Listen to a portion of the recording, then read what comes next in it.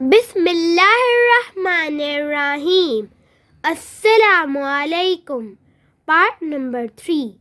حضرت خالد بن سعید رضی اللہ تعالیٰ عنہ گھر سے نکل کر حضور نبی کریم صلی اللہ علیہ وسلم کی خدمت میں آ گئے۔ اس کے بعد وہ آپ کے ساتھ ہی رہنے لگے، باپ سے بالکل بے تعلق ہو گئے، یہاں تک کہ جب مسلمانوں نے کافروں کے مظالم سے تنگ آ کر حبشہ کی طرف ہجرت کی تو یہ ہجرت کرنے والوں میں سے پہلے آدمی تھے۔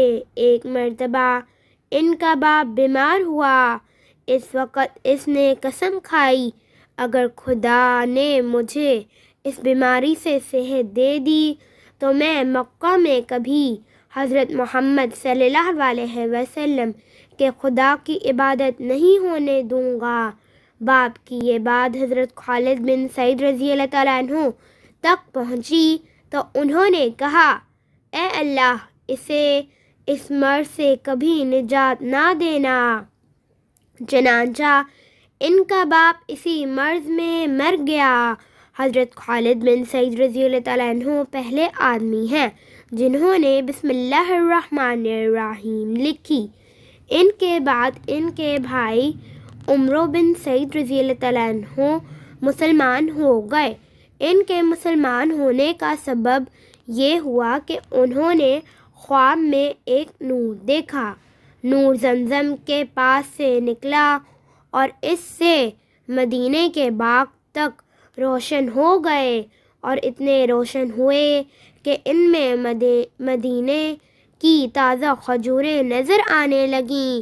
انہوں نے یہ خواب لوگوں سے بیان کیا تو ان سے کہا گیا، زمزم حضرت عبد المطلب رضی اللہ تعالیٰ عنہ کے خاندان کا کنواں ہے، اور یہ نور بھی انہی میں سے ظاہر ہوگا۔ پھر جب ان کے بھائی خالد رضی اللہ تعالیٰ عنہ مسلمان ہو گئے تو انہیں خواب کی حقیقت نظر آنے لگی، چنانچہ یہ بھی مسلمان ہو گئے۔ ان کے علاوہ سعید کی اولاد میں سے ریان اور حاکم بھی مسلمان ہوئے۔ حاکم کا نام نبی کریم صلی اللہ علیہ وسلم نے عبداللہ رکھا۔ اسی طرح ابتدائی دنوں میں مسلمان ہونے والوں میں حضرت صہیب رضی اللہ تعالیٰ عنہ بھی تھے۔ ان کا باپ ایران کے بادشاہ کسریٰ کا گورنر تھا۔ ایک مرتبہ قیصر کی فوجوں نے اس کے علاقے پر حملہ کیا۔ اس لڑائی میں حضرت صہیب رضی اللہ تعالیٰ عنہ گرفتار ہو گئے، انہیں غلام بنا لیا گیا۔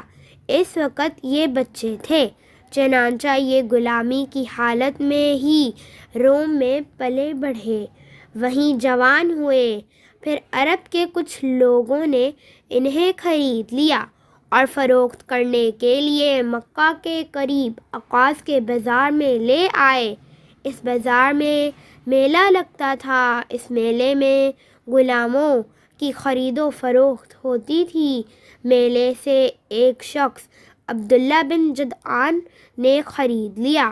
اس طرح یہ مکہ میں غلامی کی زندگی گزار رہے تھے کہ نبی کریم صلی اللہ علیہ وسلم کا ظہور ہو گیا۔ ان کے دل میں آئی کہ جا کر بات تو سنوں۔ یہ سوچ کر گھر سے نکلے۔ راستے میں ان کی ملاقات عمار بن یاسر رضی اللہ تعالیٰ عنہ سے ہوئی۔ انہوں نے ان سے پوچھا، صہیب کہاں جا رہے ہو؟ یہ فوراً بولے، میں حضرت محمد صلی اللہ علیہ وسلم کے پاس جا رہا ہوں تاکہ ان کی بات سنوں اور دیکھوں وہ کس چیز کی طرف دعوت دیتے ہیں۔ یہ سن کر عمار بن یاسر رضی اللہ تعالیٰ عنہ بولے، میں بھی اسی ارادے سے گھر سے نکلا ہوں۔ یہ سن کر صہیب رضی اللہ تعالیٰ عنہ بولے، تب پھر اکٹھے ہی چلتے ہیں۔ اب دونوں ایک ساتھ قدم اٹھانے لگے۔ لائک، سبسکرائب، شیر